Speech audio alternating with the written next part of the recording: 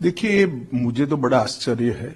आजादी के बाद किसी भी दल के सांसद के घर से इतनी बड़ी मात्रा में कैश नहीं पकड़ी गई होगी।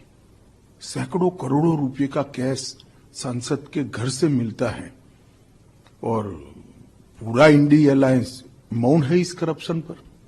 मैं तो पूछना चाहूंगा इनके साथियों को, कांग्रेस का मौन तो हमें समझ में आता है क्योंकि इनकी फितरत ही भ्रष्टाचार की है, परंतु चाहे तृणमूल कांग्रेस हो, चाहे जेडीयू हो, चाहे आरजेडी हो, ये सारे दल डीएमके सहित चुप बैठे हैं। सपा भी चुप बैठी है, कोई रिएक्शन नहीं। अब मुझे समझ में आ रहा है कि मोदी जी के खिलाफ ये जो एक प्रचार अभियान चला कि एजेंसियों का दुरुपयोग हुआ है, वो क्यों चलाया गया?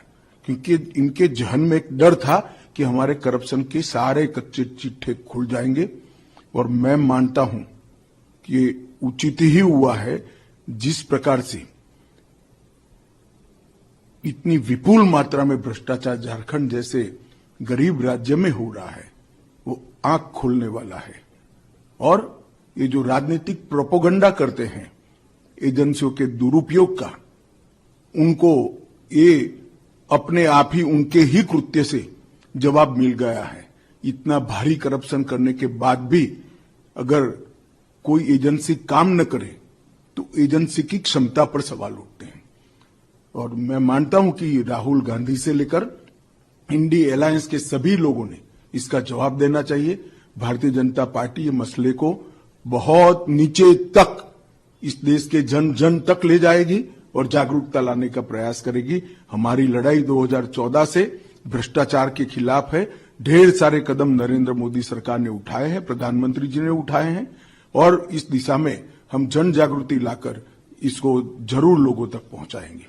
सर, आप बिहार आए में ईस्टर्न सेंट्रल का मीटिंग है, तो कैसे रही मीटिंग? और यहाँ पे कहा जा रहा है कि जातिगत सर्वे जो है उसको लेकर भी बार बार सवाल उठाए जा रहे हैं।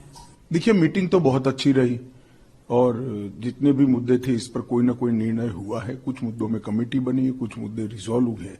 जहां तक जातिगत सर्वे का सवाल है, ये जातिगत सर्वे का निर्णय तभी किया गया जब भारतीय जनता पार्टी बिहार सरकार में हिस्सेदार थी। हमने जब ये रिजोल्यूशन आया, बिहार में इसका समर्थन भी किया था, और सर्वे होने के बाद जो रिपोर्ट आई और एक कानून आया, इसका भी भारतीय जनता पार्टी ने समर्थन किया है और सर्वानुमत से बिहार असेंबली ने इसको पारित किया है।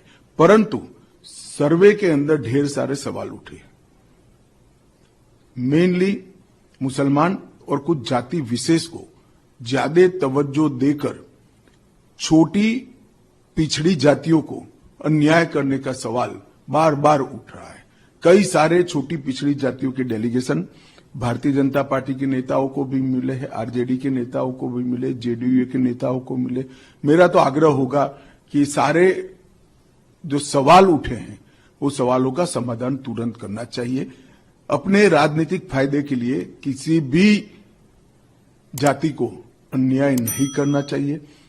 अपने राजनीतिक फायदे के लिए किसी समुदाय या किसी